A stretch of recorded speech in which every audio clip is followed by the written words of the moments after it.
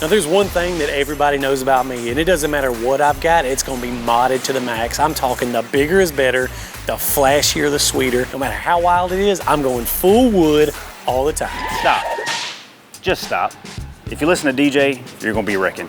But if you listen to me, you'll be Flexin. So probably the biggest things that we see are big, huge, heavy tires like this. Bigger tires like this may mean that you need to use low range more often than high range. But knowing the difference between the two is what will increase that belt life for you. Another big thing that'll decrease belt performance is payload. A lot of times people are stacking tons of weight on these machines, tons of accessories. Another big one is high horsepower. Those long, high speed runs can definitely be taxing on the belt, so you want to adjust your driving style accordingly and definitely use throttle control. And these are some easy things to keep you flexing and not wrecking. So throttle control is not really something I'm known for. So for now, I'm gonna stick to what I know and just hope that gets me flexing.